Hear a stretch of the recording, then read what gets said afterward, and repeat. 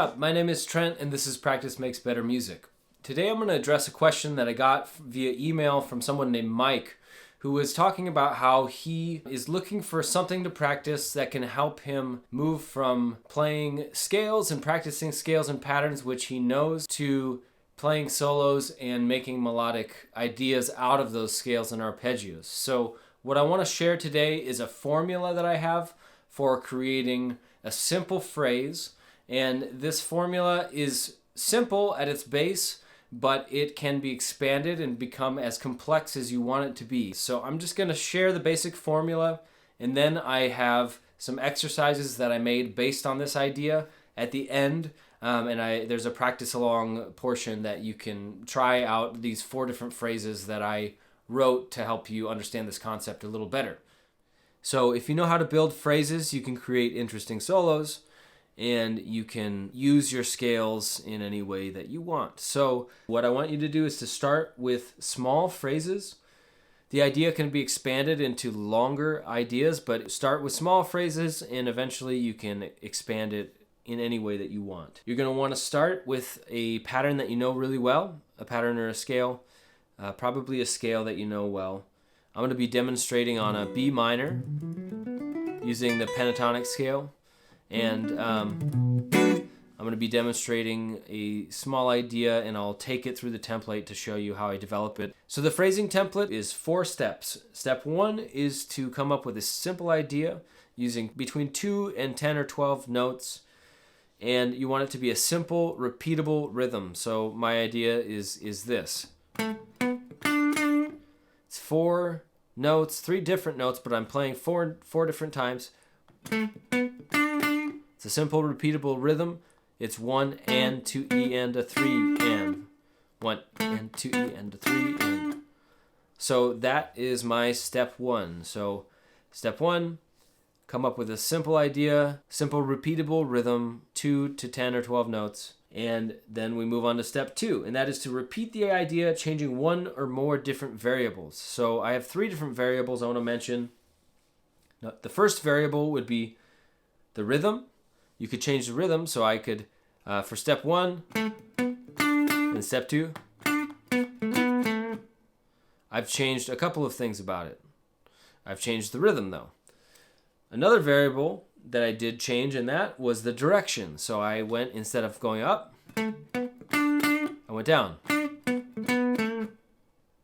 So I changed the rhythm, I changed the direction, and I also changed the notes because I added 1 extra note because I played 5 notes total. So in step 2, I've repeated the same idea, changing a couple of variables. So even though I've changed the direction and the notes a little bit, I've kept the spirit of that first rhythm I played. Sounds like a response to me. That's what I'm going for. So step 1 and 2, then step 3, I'm going to repeat that idea again with another variable. Or I could go back to the original one I played in part 1. So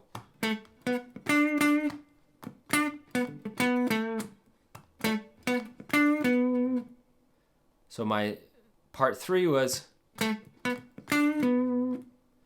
very similar to, instead of staying up here and playing that twice, I resolved down to the B. So my full 3 parts, first 3 parts so far.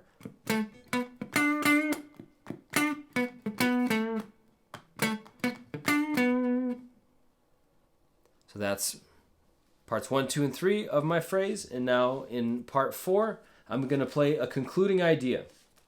And this is going to be another variation on the basic idea, but there's more freedom with this last part because it sounds good to break more away from what you've done in the previous parts to end the phrase and give it a sense of resolution. So you will want to resolve to a strong or interesting sounding note.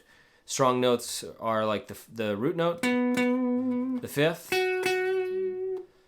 the 3, the chord tones, or an interesting sounding notes might be the flat 7, the natural 6, the 4, or the 9.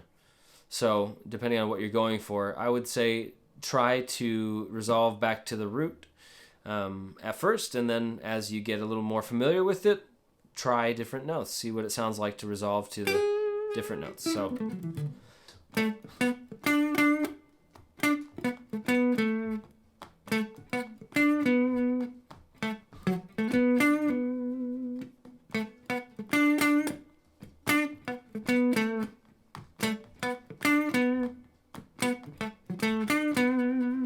So that is the basic idea. It's that 4-part template. Part 1, come up with a simple idea, 2 to 10 or 12 notes, made up of a simple repeatable rhythm. Step 2, repeat it with a couple variables changed, direction, rhythm, or notes. Step 3, do it again. You can go back to what you played in part 1, or you can develop it further with another variation. And part 4 is to play a concluding phrase that can be a little more separated from what you've done the rest of the time. So I'm going to show you one more example from the practice along portion that's coming up at the end of this video. It's just in C minor pentatonic. So that's my part 1. So it's a little bit longer. It's 1, 2, 3, 4, 1, 2, 3, 4. So it's 9 notes total. I've tried to neatly follow this formula. So part 1. Part 2, part 3, part 4. So notice in that one how parts 2 and 4 are almost identical, just resolving differently. And parts 1 and 3 are identical.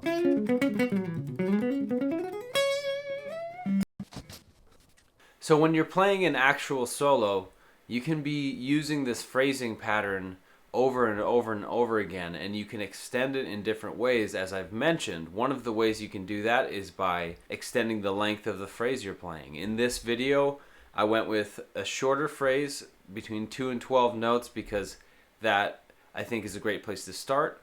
But once you get comfortable with it, extend it and see what it feels like to play a longer phrase. You can also try to play an entire solo with a single motif and just developing it in different ways. So use this formula as just a template to get you started, and stretch it and change it to fit whatever you want to do, and try a lot of different ways of phrasing. Focus on the cohesion of your ideas. Make sure your ideas sound similar enough to where the people hearing it could pick up on that you're continuing the same idea. I hope that this is helpful. Check out my site, Practice Makes Better Music, if you haven't. I have a free course called Pentatonic Pathways that I want to give you. You can just sign up with your email address and you can get instant access to that video course. It's a bunch of exercises to help you develop more dexterity across the fretboard using pentatonic scales. And I think it's pretty helpful. So stay tuned for more content coming soon. And I appreciate you. Here is the practice workout.